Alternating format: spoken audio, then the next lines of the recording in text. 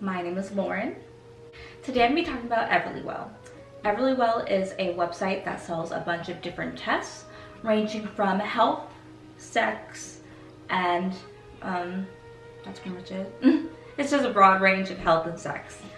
And I decided to take the sensitivity test because I can't have gluten. Even though I've been gluten-free for the past about to be 3 years, I realized that I'm still having tummy issues. Sometimes my boyfriend will lay his head on my stomach and he'll be like, "Are you okay?" Because he'll hear a bunch of noises coming from it and I don't know what to tell him. I'm gluten-free, so there shouldn't be, anything weird happening, but I'll go to work and I'll feel bloated. I'll feel like a bubbling sensation happening in my stomach, and I know that I've been eating the way I should be eating, and there's really no excuse for, something be going wrong again. So I decided to take the EverlyWell test in hopes of seeing what else could be wrong.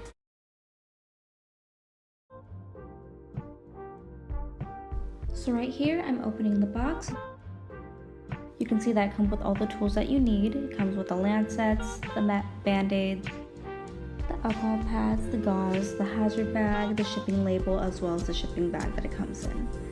And right here, I'm just setting everything up. And right here is the Everly card. There are 5 drops that you need to fill up.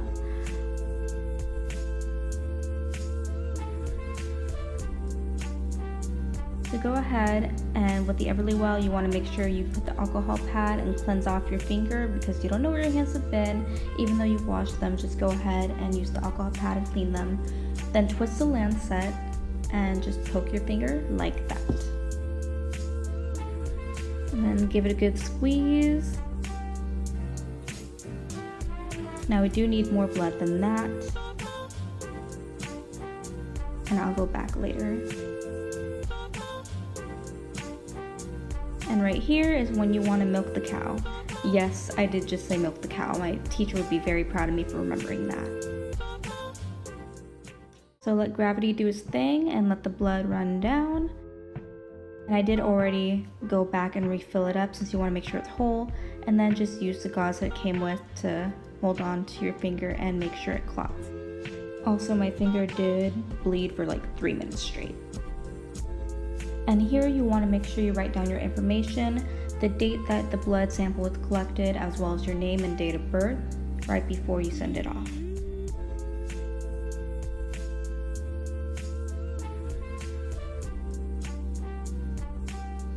Here's the hazard bag. Go ahead and just drop your card in there, make sure it's sealed tight.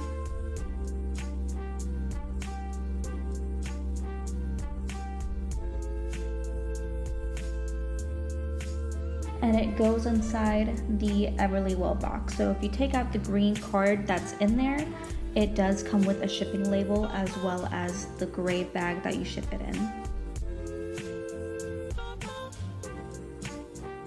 So go ahead and just put your sample inside of the box, and the box goes inside of another box, and then you smash it with the hammer. I'm joking, it goes inside the bag.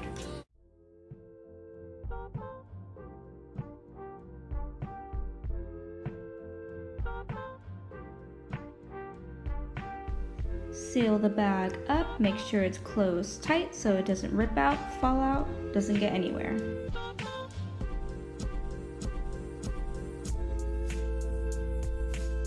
You are going to want to flip that box over and put the shipping label on.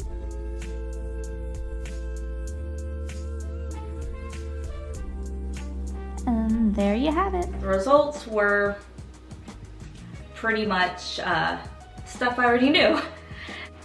I don't think it was a total waste of money at all. This is still stuff that's really good information to know. It does range from high sensitivity to a medium and mild.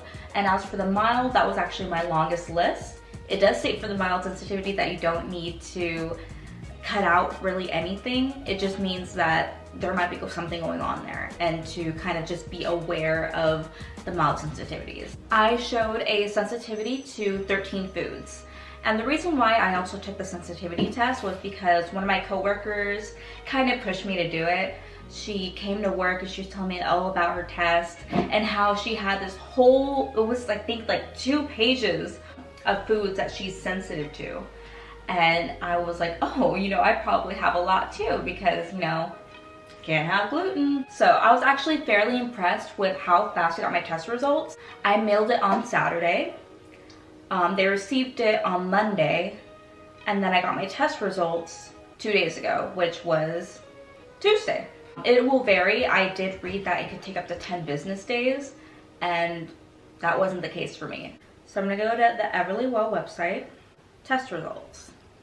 So, view, and I'm gonna do it by reactivity.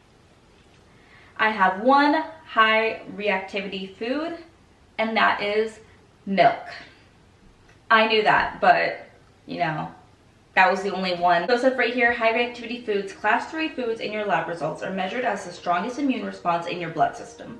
Not all high reactivity foods cause symptoms, but they may be most likely to. So these are good options to target in the elimination diet. And mine, it actually says cow's milk, which 12 years I've known that. I remember, you know, vitamin D milk always hurting me. And so I ended up switching to 2% milk, which I can do that in moderation, but I do notice that there is some issues still with that. As for the cow's milk, I know I have an issue with that one. I don't have any issues when it comes to ice cream except for Ben & Jerry's. That will be the end of me. That might be because of the gluten thing, but other than that, no, normally I don't have any issues with ice creams, or at least gluten-free ice creams. I don't have issues with any kind of cheeses or yogurt, but I do have issues with milk itself. And as for the moderate reactivity, it is also one food as well, and that is sunflower seeds, which I eat that all the time. So that sucks. I like to eat sunflower seeds as a snack. I enjoy it. I never noticed an issue with it, but I guess I have a moderate reactivity to it. But then again, that doesn't mean that you always have symptoms with it. It could just be that your body does not agree with sunflower seeds. And for the last one, which is the mild sensitivity, I believe it said that I have 11 foods to watch out for.